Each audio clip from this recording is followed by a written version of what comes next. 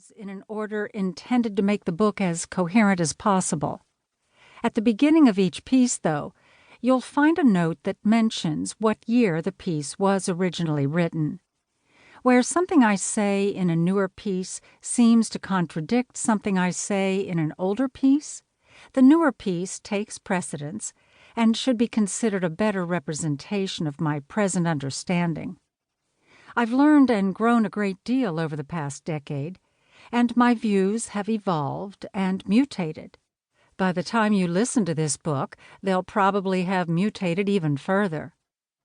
The book is divided into 3 parts. Part 1, the Neurodiversity Paradigm, introduces the neurodiversity paradigm and some of the key concepts associated with it. This part begins with 2 of my older and more widely cited pieces, Throw Away the Master's Tools, Liberating Ourselves from the Pathology Paradigm, and Neurodiversity, Some Basic Terms and Definitions, plus some history and new commentary on those pieces, and then moves on to new material on neurodiversity, the nature of neurotypicality and neurodivergence, the social model of disability, and neurocosmopolitanism.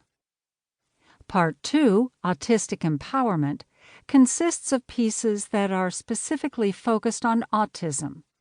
Most of the material in Part 2 was written between 2012 and 2017, but there's also some newer stuff. Part 3, Postnormal Possibilities, consists of my 2015 piece, Neuroqueer, An Introduction, some new commentary on that piece, and a new in-depth discussion of Neuroqueer Theory. I hope you'll find something somewhere in all this that expands your perspective and your sense of possibility. Nick Walker, Summer 2021, Berkeley, California. Part 1, the Neurodiversity Paradigm. Homogeneity lacks genius. Edgar Morin. The story behind Throw Away the Master's Tools.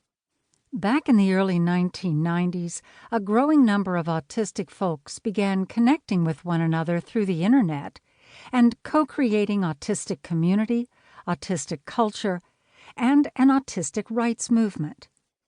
The autistic rights movement emerged in response to the fact that autism-related discourse and praxis is dominated by what I've termed a pathology paradigm, in which autism is framed as a form of medical pathology, a disorder or condition, and the fact that this pathology paradigm consistently results in autistic people being stigmatized, dehumanized, abused, harmed, and traumatized by professionals and often by their own families. If we look at the ways in which different historically oppressed groups are oppressed, we can see that the particulars are different for each group, but that there are recurring patterns. For instance, the stereotypes projected onto 2 different groups might be vastly different, but there are consistent patterns in the way that stereotypes get propagated and in the role that stereotyping plays in dehumanizing and disenfranchising members of an oppressed group. An understanding developed among autistic activists that autistics were an oppressed minority group whose oppression in some ways follows similar patterns to those experienced by other historically oppressed groups.